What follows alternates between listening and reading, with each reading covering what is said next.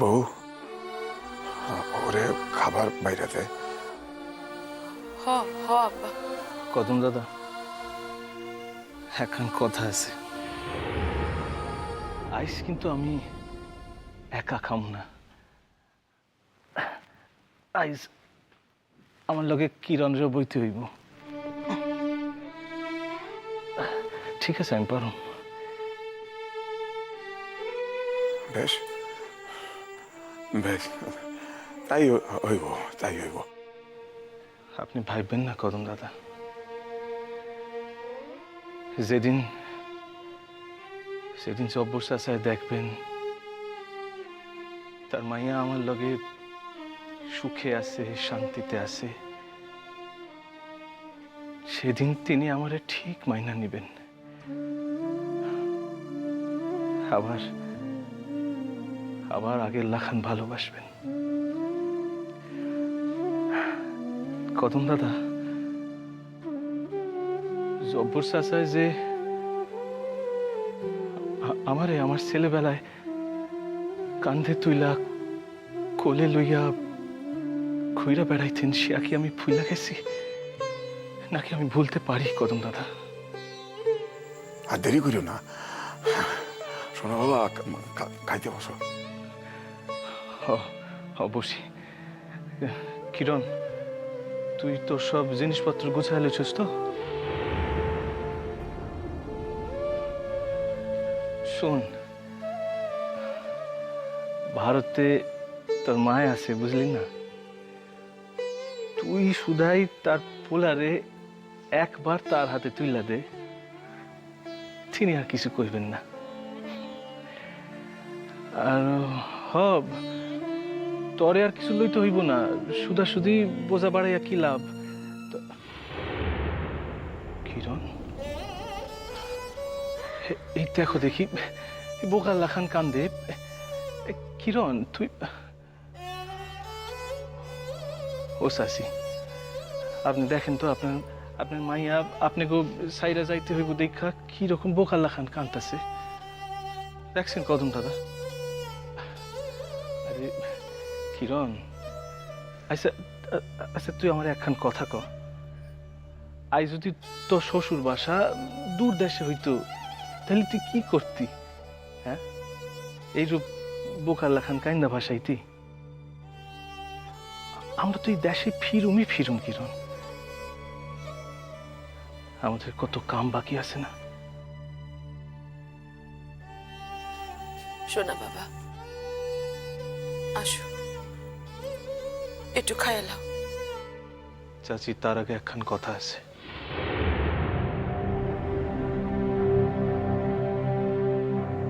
যে কথাটুক না কইলে আপনারা মনে শান্তি পাইবেন না।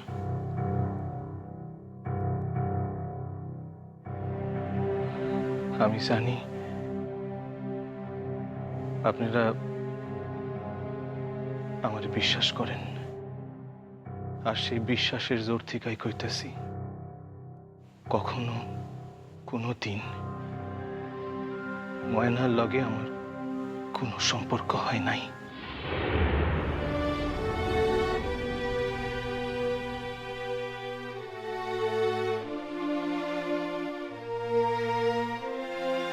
আমি ভারতে গিয়া তার লগে সম্পর্ক ছাঁটনের লিগা যেটুক আইনি পরামর্শ লওয়া দরকার, যতটুকু আইনি সাহায্যের দরকার আমি নিব।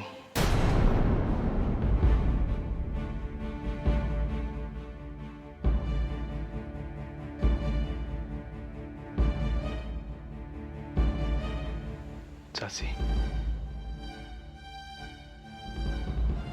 আপনার মাইয়ার কোনো অসম্মান হইব না চাচি, সে আমার নিকট পূর্ণ মর্যাদা লইয়া থাকব।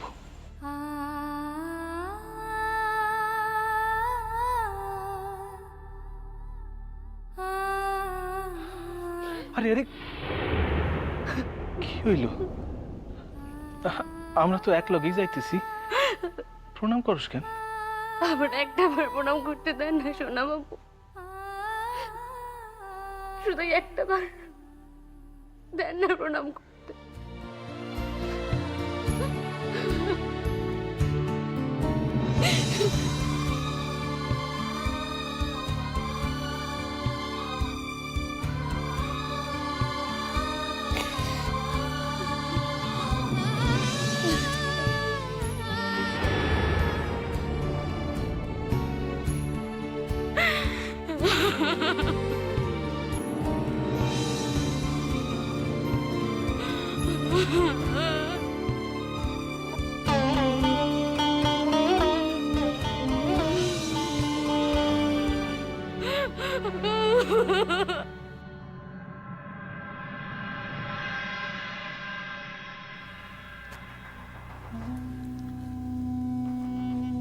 আসছি আসছি।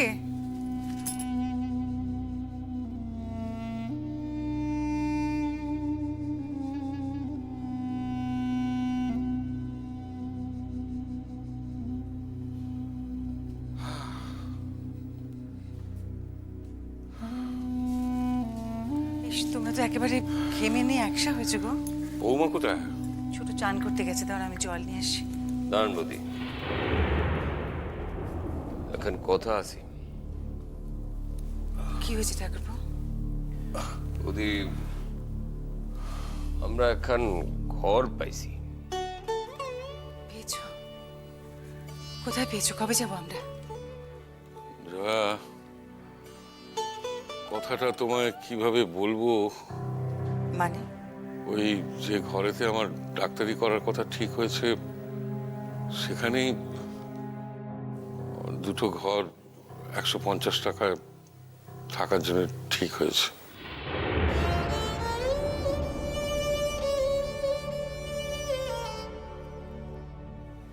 তাতে কি হয়েছে? তুমি এরকম বলতে কোনটা করছো কেন? আমাদের যেমন অবস্থা তেমন করে তো থাকতে হবে। আমগলিকে ভাবতেছি না বৌদি, কিন্তু আপনারা যে কি কইরা কি করবেন, ওই রাস্তার কল থেকে সকলের লগে লাইন দিয়া জল ভরতে হইব। এও না হইল শৌচাগার খানো কমন, অন্যদের লগে লাইন দিয়া, তাছাড়া রাস্তার কলে স্নান করতে হইব।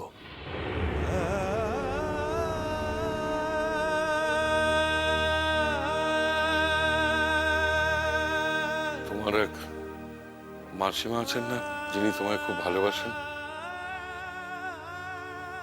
রাঙা মাসিমা? কেন? মানে তিনি যদি কটা দিনের জন্য তোমাদের দুজনকে একটু থাকতে দিতেন, তার মধ্যে আমার ডাক্তারিটা একটু জমে গেলেই। না, হ্যাঁ, আমার স্বামী, আমার দেওর, তারা যেখানে যেমন ভাবে থাকবেন, আমরাও সেখানে ঠিক সেভাবেই থাকবো।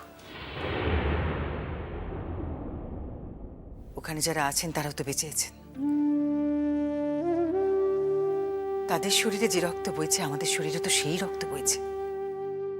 তাহলে তাহলে আমরা কেন পারবো না ঠাকুরপো?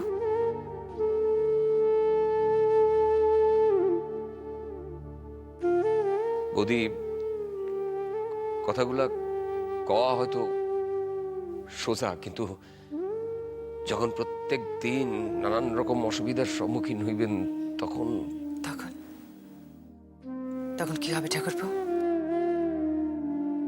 আমি তোমার দাদাকে ছেড়ে চলে যাব? বা তোমাদের?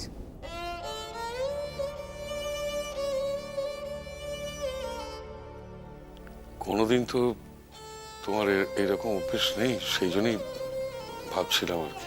তোমাদেরও কি অভ্যেস ছিল গো? একেবারে শূন্য, একেবারে নিঃস্ব করে দিয়েছে আমাদের।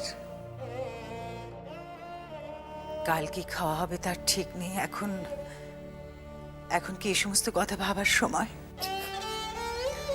আনন্দ, তুমি যদি এভাবে ভেঙে পড়ো, তাহলে তো আমার মনের অবশিষ্ট যেটুকু হারায়া যায় ভাই। আমি আমার কষ্টের লিগা ভাবতেছি না দাদা। আমার দাদা জিতেন্দ্র নারায়ণ ধন্বন্তরী রাজপ্রাসাদ সাইরা বস্তিতে গিয়া উঠবেন। আমাকে ঘরের বউরা অন্য গোলকে লাইন দিয়ে কল থেকে জল ভরবো, তাকে মাথার উপরে পাখা ঘুরবো না, ঘরে আলো জ্বলবো না, বারান্দার এক কোণে উনুন ধরাইয়া রান্না করবো। আমার সহ্য হয় না দাদা, কিছুতেই সহ্য হয় না। কবে আমাকে দিন ফিরবো দাদা আপনি কন? কবে আমাকে দিন ফিরবো আপনি কন দাদা? কবে ফিরবো? ছেলে মানুষই করো না ঠাকুরপো। আমরা তো নিজের দেশে মাথা নিচু করে বেঁচে নেই, মাথা উঁচু করে সেখান থেকে আমরা চলে এসেছি। এখন এই অন্যের দেশে আমরা কিভাবে বেঁচে আছি তা কে জানতে যাচ্ছে ঠাকুরপো? শুধু বলো যে আমরা ওই বাড়িতে যাব কবে? 1 তারিখে। তার মানে হাতে এখনো কয়েকটা দিন সময় আছে। কিন্তু কেন কালই নয় কেন? আমার যে এই বাড়িতে এক মুহূর্ত থাকতে ইচ্ছে করছে না। কালই গেলে তো আবার এই কদিনের পয়সা দিতে হবে, পকেট তো একেবারে খালি। ওই হাতে কটা দিন সময় পাওয়া গেল, এই কটা দিনের রোজগারের টাকায়। দাদা আমি একখান ছাত্রীরে ইংরেজি পড়ানোর কাম পাইছি শেষমেশ। ওরা ওই 25 টাকা বেতন দিব আর বৈকালের টিফিন দিব। 1 তারিখ থেকে কামে যোগ দিতে কইছে, তো আমি ভাবতেছি মানে আমি কমু যে 1 তারিখ থেকে না, আমি কাল থেকেই কাজে যোগ দিতে চাই। কেন, লাভটা কি? শুধু ব্যাগার খাটতে যাবে কেন? বৈকালের টিফিনটা তো দিব, হাতেই রাতটা চলে যাব। রাইতে একটা পেটে খাওয়ার তো পাইছে যাবো তো।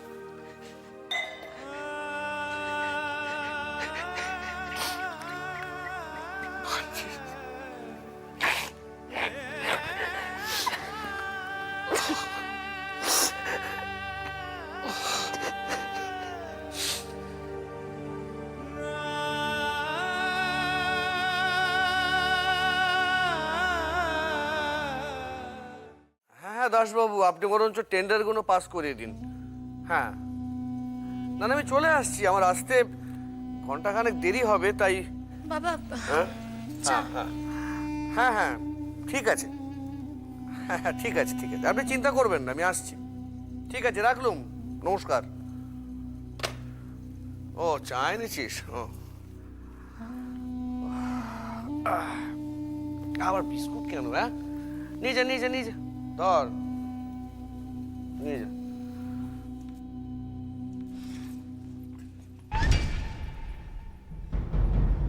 শুনছো? বলছিলাম এই বাড়ি ঘর দর বিক্রি করে চলো আমরা এই পাড়া ছেড়ে অন্য কোথাও চলে যাই, চলো। সাত সকালে আবার কি নাটক শুরু করলে? হ্যাঁ কি আমি নাটক শুরু করলুম? শোনো, আমি স্পষ্ট কথা বলি, ওই ইনিয়ে বিনিয়ে ভালো মানুষটি সেজে তলে তলে আমি বাঁশ দিতে পারি। আচ্ছা ঠিক আছে, যা বলো স্পষ্ট করে বলো, আমার অফিসের তাড়া আছে, বলো কি বলবে। ঠিক আছে, তাহলে পরেই বলবো কোন। মা, তুমি বাবাকে কথাগুলো এখন না বলো, কিন্তু আমি বাবাকে কথাগুলো এক্ষুনি বলবো। আমার বাবার তো মান সম্মান বলে একটা ব্যাপার আছে নাকি? আহা, হেয়ালি না করে স্পষ্ট করে বল না, কি হয়েছে? কি আবার হবে? আমার শ্বশুর বাড়ির লোকজন আমাদের বাড়ির কাজের লোকের কাছে তাদের ওই টাকা হারানোর দুঃখের গল্প করেছে।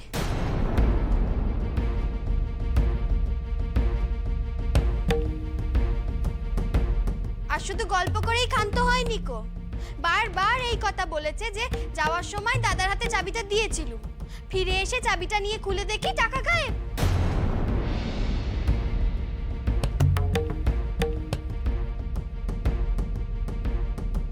তার মানে কি আমি টাকাটা নিয়েছি? ও মা, সে কথা তুমি তোমার বোন আর তার শ্বশুর বাড়ির লোকদের জিজ্ঞেস করো, আমাকে কেন শুধোচ্ছ? শুধু তো আর বাড়ির কাজের বউ নয়, এরপর পাড়া প্রতিবেশীকে জানাবে, আত্মীয় স্বজনকে জানাবে। তাই বলছিলুম এখানকার পাট গুটিয়ে চলো আমরা অন্য কোথাও চলে যাই। আগে তো সম্মান, তারপরে তো অন্য কিছু নাকি? না না, এটা তো হতে পারে না। আমি ওদের ভালোর জন্য আমার বাড়িতে জায়গা দিলুম, ওদের জন্য চেম্বার খোঁজার চেষ্টা করছি, আর তার প্রতিদান কিনা এই আমাকে চোর প্রতিপন্ন করা। আমি তো টাকাটা দিতে চেয়েছিলাম, কিন্তু ওরাই তো ভালো মানুষই দেখালো। সে বিবেচনা তুমি করো, তোমার বোন আর তার শ্বশুর বাড়ি। তবে একটা কথা বলে রাখি, তুমি ভেবে দেখো মেয়েকে এখানে পাঠাবে কিনা। আর তাছাড়া ওরা দেখবে কোনোদিন আমাকেও চোর বানিয়ে ছেড়েছে। সে কি কথা রে ময়না, বানিয়ে ছেড়েছে আবার কি? তোকে কি বানায়নি রূপচাঁদপুরে থাকতে? সে কথা তুই ভুলে গেলি? বাপের ভাড়া পেয়েছিস তুই। না না, এর একটা বিহিত হওয়া প্রয়োজন। এরকম অপবাদ দেবে এটা তো মানতে পারছি না। না না, এভাবে তো চলতে পারে না। আর তাছাড়া তুমিও যেমন মা, কি যে বলো না তুমি। তুমি বলছো যে আমরা নাকি তল্পি তল্পা গুটিয়ে এখান থেকে চলে যাব। বলি কেন? হয় কেন? কেন আমার ভালো মানুষ বাবাটার নামে যারা এত মিথ্যে অপবাদ দিচ্ছে তাদের কোনো লজ্জা নেই? কর, আমাদের লজ্জা। না না না, আমি আমি আমি আমি আজই কি ওদের বলে আসবো যে ওদের ওখানে থাকতে দেওয়া আমার পক্ষে সম্ভব না। ওই ওই ওই ওই ঘরটা আমার কাজে লাগবে। হ্যাঁ, তা না হয় বললে, কিন্তু মেয়েকে ও বাড়িতে পাঠানোর ব্যাপারে কি ভাবলে? না না না, মেয়েকে ও বাড়িতে পাঠানোর কোনো প্রশ্নই ওঠে না। যারা আমার আমার পরিবার সম্পর্কে, আমার সম্পর্কে কুৎসা রটায়, সেই বাড়িতে আমার মেয়েকে আমি পাঠাবো কি করে?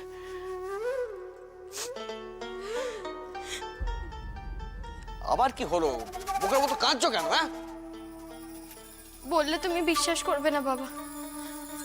তুমি হয়তো ভাববে যে সব দোষ তোমার এই মেয়ের, কিন্তু তুমি বিশ্বাস করো বাবা, তুমি তুমি মাকে জিজ্ঞেস করো, মা সবকিছু নিজের চোখে দেখেছে। বিয়ে হয় তক ওরা একটা দিনের জন্য আমাকে শান্তিতে থাকতে দেয়নি কো। জানো বাবা, আমার স্বামীর তো একটু গন্ডগোল আছে।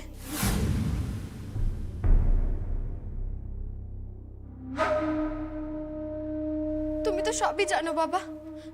সে দৃশ্য তো নিশ্চয়ই তোমার মনে আছে।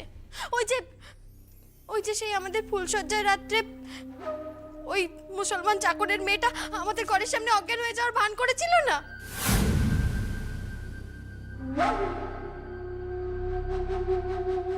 আচ্ছা ঠিক আছে ঠিক আছে, থাক থাক ওসব কথা। আমি তো কথাগুলো তুলতে চাইনি বাবা। এই ঘটনাটা তো ওরাই বাড়িয়েছে। তুমি জানো বাবা, এত কীর্তির পর ওই মেয়েটা নষ্ট চরিত্র বলে তাকে তার শ্বশুরবাড়ির লোকেরা যখন তাড়িয়ে দিয়েছিল, তখন তার হয়ে সাউকারি করতে গেছিল আমার পিসে মশাই। আর তারপরে ওই বাড়ির সকলে মিলে তাকে আমাদের বাড়িতে এনে তুলেছিল।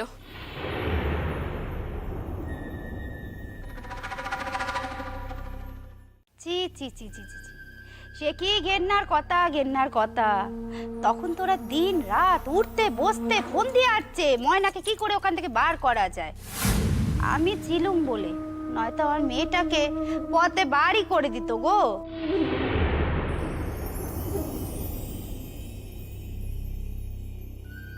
তা এই সব কথা তুমি আমায় আগে বলনি কেন?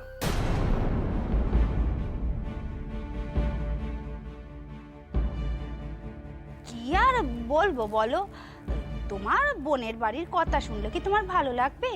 তাই আর বলিনি আর কি। না, আমি আমি আমি ও বাড়িতে মেয়ে পাঠাবো না।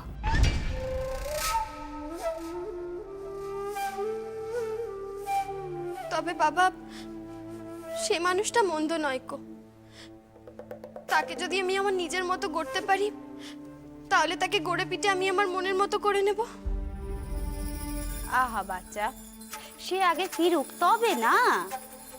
আমার মন বলছে সে আসবে, আসবেই। সে এলে সে যাতে দাঁড়াতে পারে, আমি আমি সব রকম সাহায্য করব। তেমন হলে আমি তার পাশে গিয়ে দাঁড়াবো।